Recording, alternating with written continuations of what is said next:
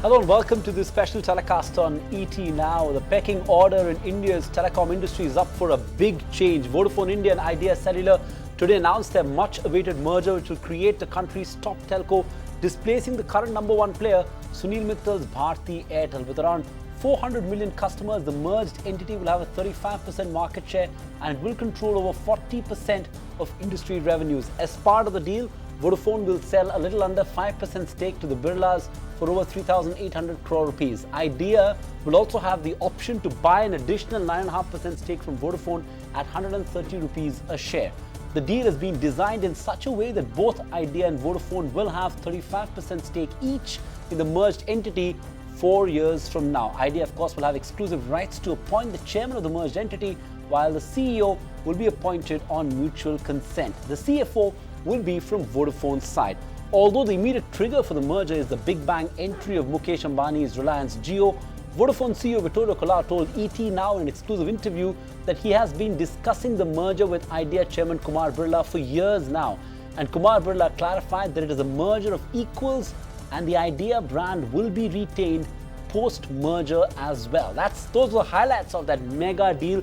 But we've got a power-packed panel to analyze the deal, what it means for the Indian telecom sector in greater detail. Some of the finest minds of the telecom industry join us in this special telecast this Monday evening. It's a pleasure to welcome Mr. Rahul Kula, the former chairman of TRA, one of the best telecom regulators this country has ever had. We've got Rajan Mathews, Director General of the COAI, the body that represents GSM operators in this country, and Sanjay Kapoor, an industry expert and former CEO of Bharti Airtel, someone who understands the sector in great detail as well. Mr. Kula, I'm going to start off with you. Whenever a deal of this size and scale is done, obviously both parties come out and say it's a win-win transaction. But in any such deal, there's always a winner. There's always one party that's given more and one party that hasn't quite given that much. And on the face of it, it appears as if Idea is the big gainer. How do you read this transaction that has just happened today, sir? I think you need to wait. You can't figure that out just by the headlines. So I think the first statement you made was correct, which is you don't really know who the winners and losers are till the dust settles down. So I would wait. On the face of it, well, it looks as everybody is a winner. But I would be a little more patient and see what happens. Mm-hmm.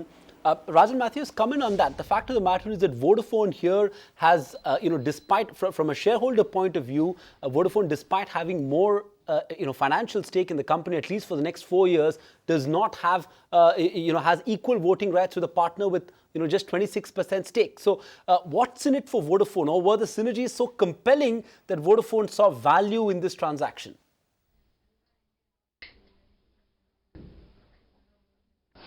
So very clearly, I think the dynamics that have emerged in the marketplace with the entrance of Reliance Jio has required that the financial wherewithal of the entities that compete has to be really strong. Obviously, we've seen some overhang in terms of debt and debt servicing requirements. So clearly, part of this merger is driven by the necessity to ensure a healthy balance sheet. And so I think in this coming together, although there may be financial disparities at the present moment, if you look at the shareholder agreement, the intention is very clear that from an operational perspective, they intend to be very clearly a 50-50 merger, if you will, of the both parties. Mm-hmm. Sanjay Kapoor, comment on that. In any merger, there's always a party that sort of gains more, even in a marriage of equals like this. In your assessment, who has gained more from this transaction at this stage? Is it Idea or is it Vodafone, or do you think is it both of them as things stand? Look, let me not get on to a very objective assessment, and the time will determine the winner. But I'm happy to conclude, at least for now, that I think Idea seems to be a big beneficiary of what has happened.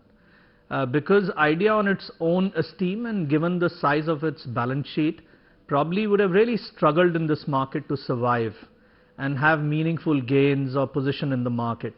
I think this merger clearly has given them that vent and opportunity to be a serious participant in the market at one end.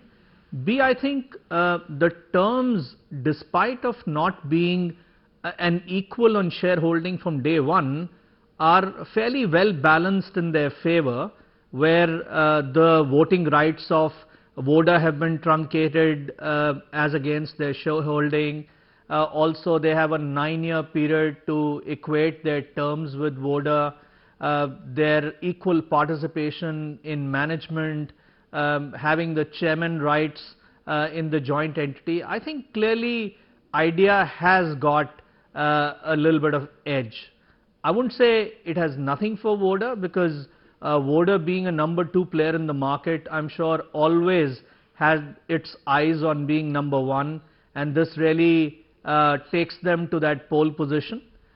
Secondly, it reduces their debt and leverage for their global company, and also it really brings in 2 brands where one is powerful in the rural part of the country, one is more powerful in the urban part of the country together, to actually combat the challenger in the marketplace in a much more comprehensive manner that they would have done individually.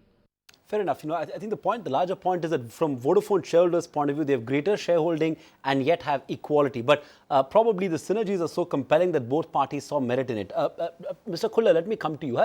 Do you believe that Vodafone probably has given it too much, number one? And number two, more importantly, will this remain an equal JV? The fact is that on the one hand, you have one partner with higher financial stake over 4 years, which is a multinational company with telecom presence across the country. On the other hand, you have an large Indian conglomerate with a massive legacy of its own. How easy is it going to have to maintain this so-called equal JV? Will it be easier said than done?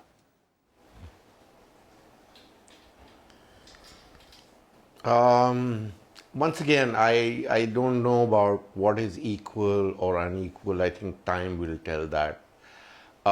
What I do want to say is I think both Idea and Voda bring different strengths to the table.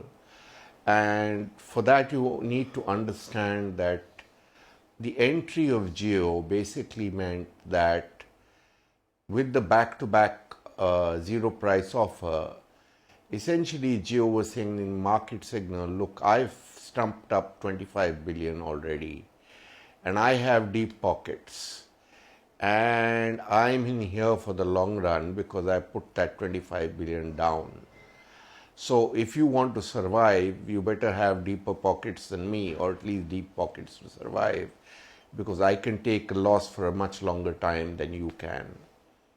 And I think that's the perspective you need to see the deal in. I think Vodafone brings fairly deep pockets to the table. Idea also has some amount available. Until recently, it was debt-free except for buying spectrum in the last auction. So both bring different things to the table. I suspect Idea brings what Sanjay was talking about in terms of better rural market access than Vodafone, and Idea also brings a very good brand. So in a sense, it's a marriage of a number of things. The most important thing is this: if the merger helps their profit and loss account in the sense that it improves their EBITDA margins, then and then alone is the merger of any potential consequence. And what that implies is there will have to be cost savings, which means there will have to be layoffs, and you should expect to see an improvement in the quality of service. Though both the management sort of reiterated that there will not be significant layoffs, but I think the operator word is significant. And I think 2 years from now, probably the landscape will be very different. That's a fair point. But let's talk about the regulatory challenges, because that's a critical piece, and we've got with us Mr. Rahul Kula to help us understand the regulatory landscape as well. But Sanjay, I want to come to you first. In your assessment, how big are the regulatory hurdles for this deal to go through from here on? Several clearances needed. They are obviously going to violate some of the spectrum caps in a few circles, and of course there's a CCI clearance as well that's critical in this particular case. How tough are these hurdles going to be for this for the two entities? Look, regulatory hurdles are real, but I think they can be overcome. Such like positions from a comparative dominance perspective have been there for many mergers in many different parts of the world, and ultimately operators are very smart and bright, and they will find ways to circumvent and to comply. All these are very credible players, and they will never want to do anything that's not compliant. I'd be very surprised if this has not been thought through in depth before signing on the dotted line. So I personally guess that during that 1 year period, the joint venture will be compliant. Rajan Mathews, what's the best way out then? Because obviously the deal in its current form is going to violate some of the M&A norms, which will obviously mean they'll have to surrender spectrum. Revenue probably not so much, because once the market share issue may not be such a big one, because once Reliance Jio starts reporting revenues and starts reporting its subscribers, which it will from the 1st of April, it will become inconsequential. But on spectrum caps, a few circles where they're going to violate, the only option, do you think, is it that they surrender the spectrum like the management indicated? They're open to doing that. Is that the only way out, Rajan Mathews? No, I really don't think so. I think we have to look at this deal and the compliance with regulation in a prospective basis.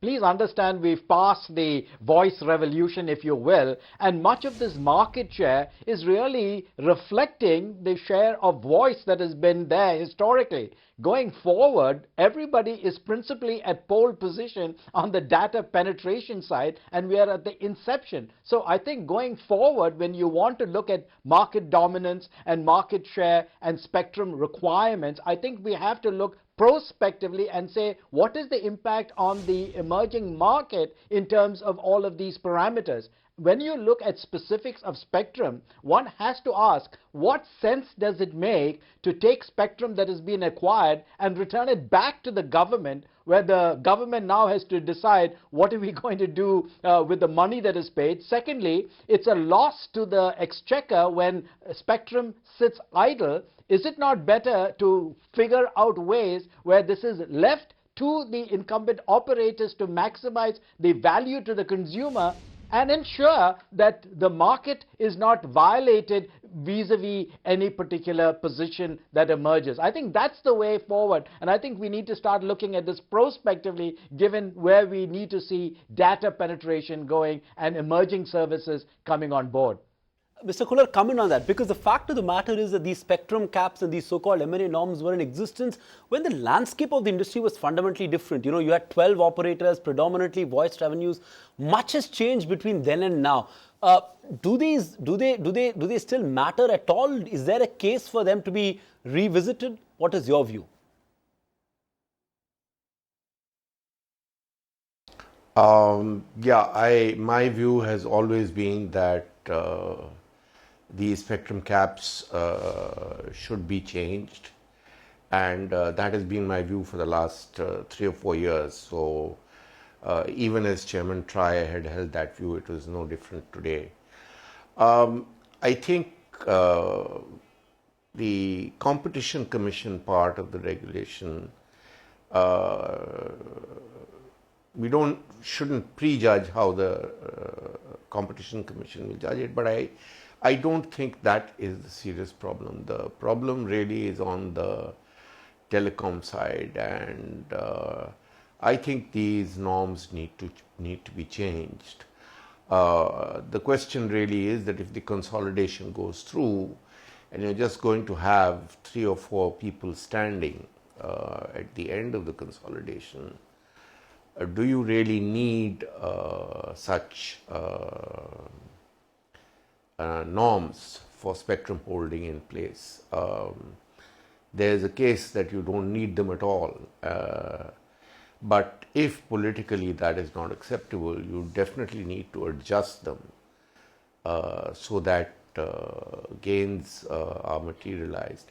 I think the second thing which is really important, which is lying at the back of the head or is a mindset problem, is that DOT still believes that spectrum is abundant, and that is a fundamental flaw in thinking.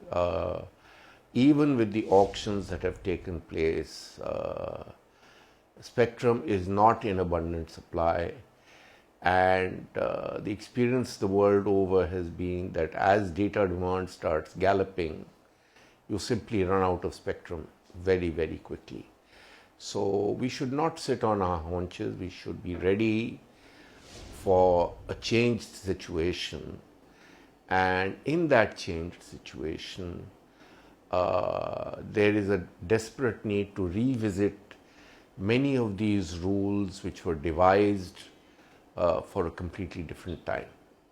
But Mr. Kula, is now a good time to change that? And one would argue that it is, because such a massive deal has happened and consolidation is in the interest of everyone, from the industry to the consumer to the government itself.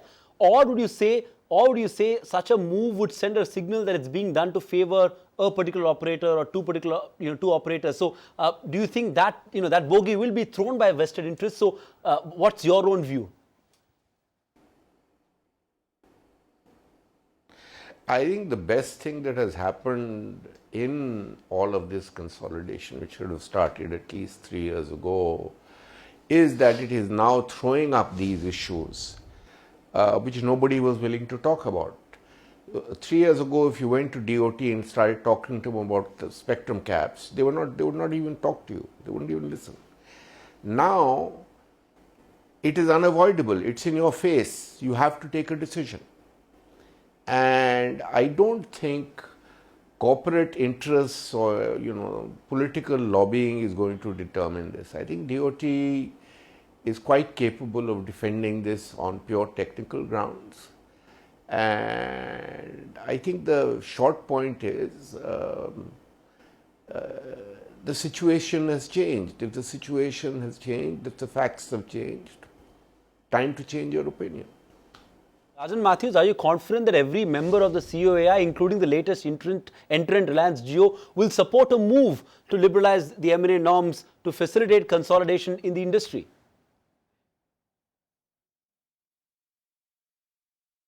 I think there's been sufficient movement among the various players in the marketplace already, where various norms have been tweaked and looked at and contested. So I think this is the new milieu in which we are operating, whereas Dr. Kula appropriately said, all of these things are being thrown up. Now, please look at what the TRAI has put out in terms of discussion paper, where they're asking what should be the definition of predatory pricing, what should be the definition of a dominant carrier, what should be done in terms of ease of operations vis-a-vis M&A and other factors. So you can see that the regulator itself is asking for clarification on many things which perhaps have become obsolete vis-a-vis where the industry is presently and where it is going in the next couple of quarters and years. Okay, let's shift focus away from regulatory issue and talk about integration issues. Sanjay Kapoor, how significant are the integration challenges between an MNC operating, which has its footprint across the world, and a homegrown telecom operator backed by a large conglomerate? Surely it's not going to be easy to culturally integrate these two companies. Oh, very significant. I think just putting together a merger this size is always a challenge. And operationally to merge different cultures, different set of stakeholders when it comes to suppliers, when it comes to employees, the culture within the organization is never easy. And that's going to take a lot of toll on the management because they cannot take their eyes off the market as well. It's a very competitive environment and they're all working hard to ring fence their customers as against the challenger in the market. So I think it is on its own esteem a very challenging task, and the timing makes it even more complex. And the fact that one's a homebred Indian company and the other's multinational adds a little more complexity to the whole stuff. Transaction as well, without a doubt. But okay, now let's talk about the impact that this will have on the industry and on other players as well. Dr. Kula, you briefly touched upon it, but I want to hear from you. How do you see this particular transaction change the dynamics of the industry in terms of what it does to the viability of the industry as a whole and what it does to the specific large operators, which in this case is Bharti, Airtel and Reliance Jio, assuming that they'll be the three large sort of operators from a 2, 3, 4 year point of view?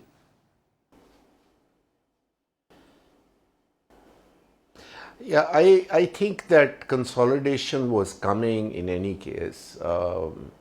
It's been 2, 3 years late, but it was inevitable. All that Jio's entry has done is accelerated the pace of that consolidation, number one.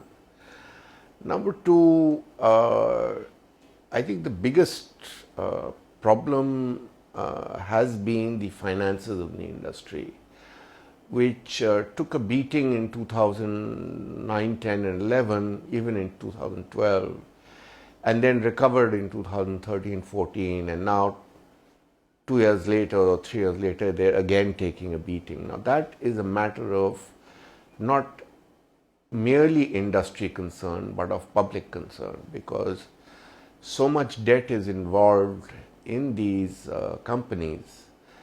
And with the NPA situation in banks, the last thing you want is any telco going belly up.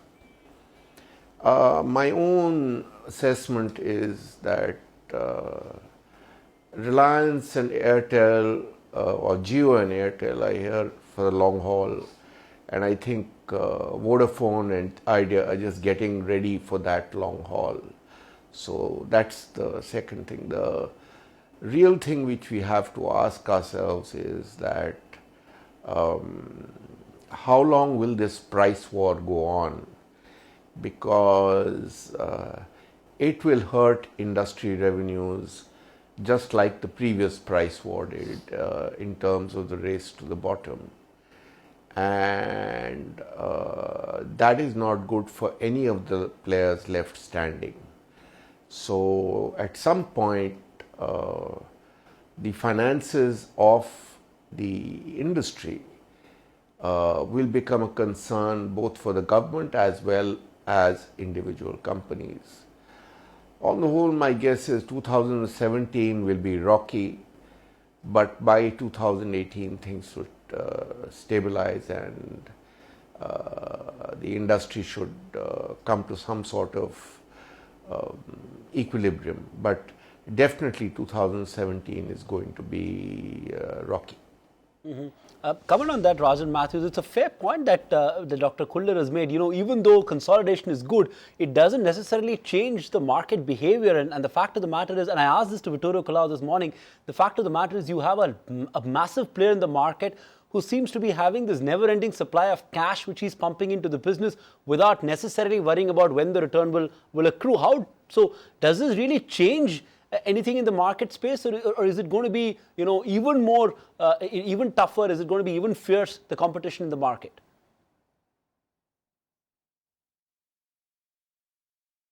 So I don't believe that in the next several quarters we will see any let-up in terms of market intensity, because I think all of the operators, certainly on the data side, are clawing for market share and for customers, because again in this particular industry it's high volume, low margins. We know that for a fact, and so that will be the imperative going forward.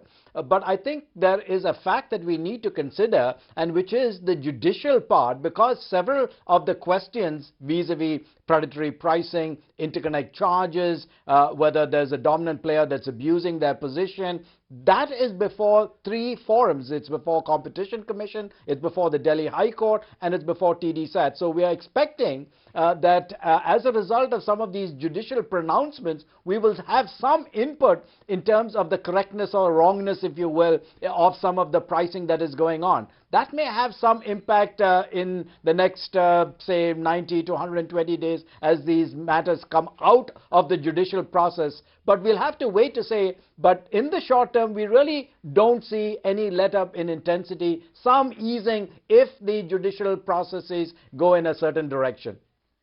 Sanjay, the biggest impact of this merger really is on Bharti, Airtel and Reliance Jio. Since time immemorial, Bharti has been the #1 player in this market. And there's been this wonderful sort of, comparative, friendly competition between the three large GSM players. This transaction could well change that. How big will the impact be on these players? And do you expect significant reaction from either of these two operators to this transaction? Look, there's a short term and there's a long term.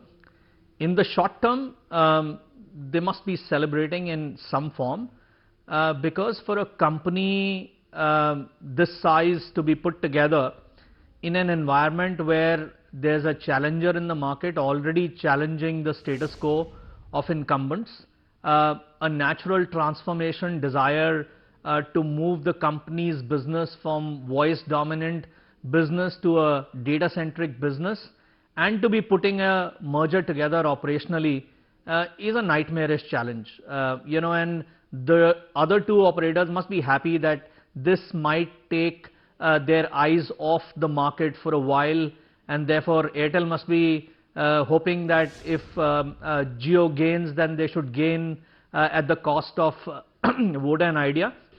And Jio must be happy that the timing of the amalgamation is such that probably it'll give him a little more space to nibble at their customer base and their revenues. So I think from their perspective, the timings is probably a trifle late, and if it would have happened a year and a half back, probably there would have been lesser breathing space. But in the long run, I think it is good for the industry because this industry is now a big boys game. We all know that the world over there are about 4 odd players who operate in any market. Top 2 make money and the bottom 2 struggle, and I'm sure everybody would want to be in that top 2 slot, and there are 3 big boys who would actually do whatever it takes to be in those top 2 positions, and the balance 2 will struggle like rest of the world. Won't be easy for them, and therefore I think there will be semblance in the long run, because there is no way that on current rate of returns on investments can this industry survive and offer a consumer experience that can be world class. It cannot happen. So therefore I think semblance should return at a point in time when there's more equity in the market.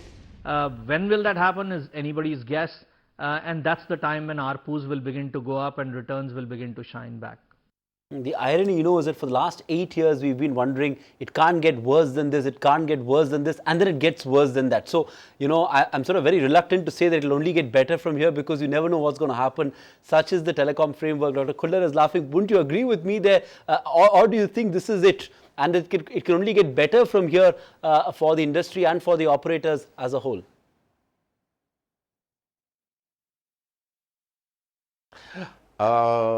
Yes, I think it will get better. I think you should all have been ready for the new entrant to come in and try and capture or steal customers, as you wish to think of it.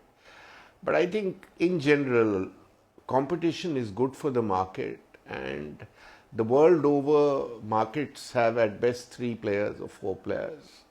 If they can survive with that competition, why can't you? But Sanjay has a valid point, which is that if the finances of the industry simply do not improve by 2018, we have a problem on our hands, because A, it puts off investors, B, given the margins that you're working on, how are you going to offer a world-class service? Simply not possible. Just simply not possible. So that's the real problem. I wouldn't get too worried about what's going to happen in 2017. I think Rajan is right. The war will go on for another, or the battle will go on for another 6 months, 9 months, God knows how much. But 2018, things have got to start changing. Simply cannot be sustained. We definitely want the battle to go on for as long as it's possible because it generates a headline a day. But Rajan Mathews, the other side of the fact that we'll move to an industry which only have 3 operators, pricing power will potentially return to, to the operators may not necessarily be good from a consumer point of view. The fact of the matter is that telecom tariffs in India have been where they are because it's been a hyper-competitive market, because we had those 12 operators, and so, telecom tariffs were at rock bottom, and so it did the consumer a lot of good. It helped sort of the industry grow as well. Will this deal, in a sense, lead to a 3-operator market and pricing power returning to the operator, which is good for the industry? Is it necessarily good for the consumer?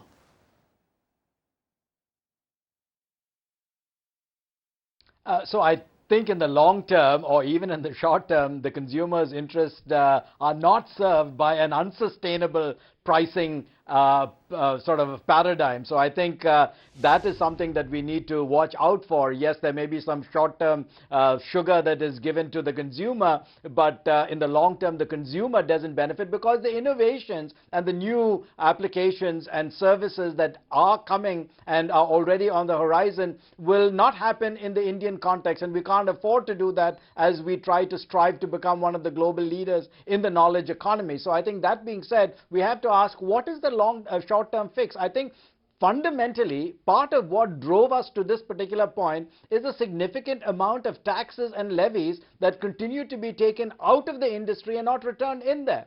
We've come to a stage where not only are you paying for spectrum upfront, but you continue the old regime of revenue share. Usually, most regimes have one or the other. We are stuck with both. And that has sucked out a considerable amount of resources and has led to the current situation in terms of the debt overhang. So I think there's a point where the government has to look at this from a policy and regulatory perspective and say, listen, what should the government be doing to ameliorate some of the short-term issues on revenue and profitability and margins going forward?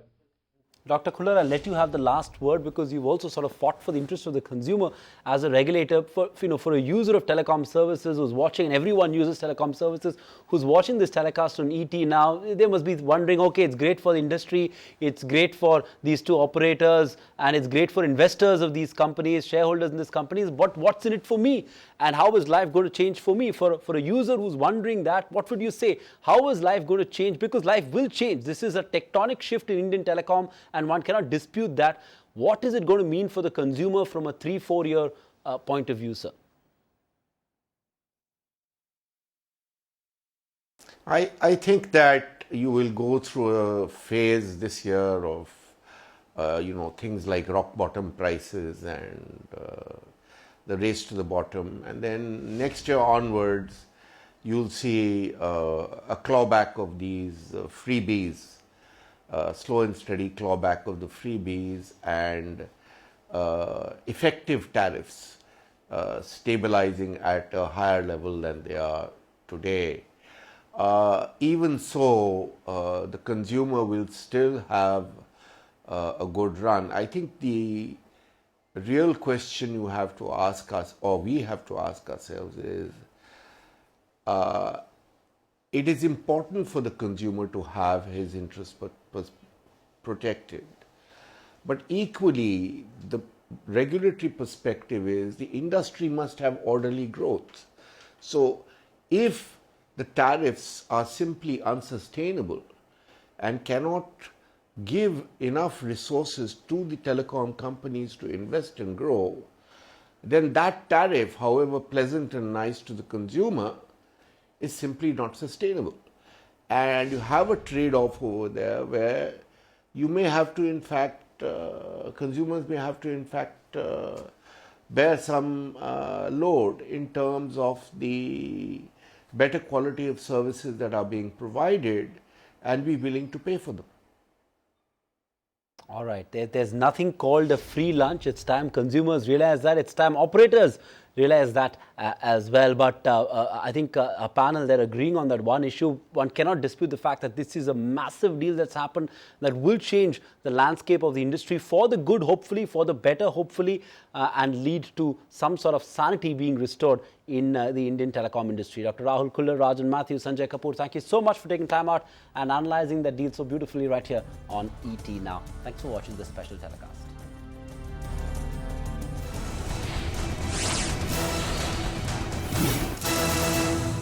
Find us on Facebook at facebook.com/ETNow and don't forget to click the like button. You can also follow us on Twitter at ETNowLive. To stay updated with all our programming, hit the subscribe button on our YouTube channel by logging on to youtube.com/user/ETNow.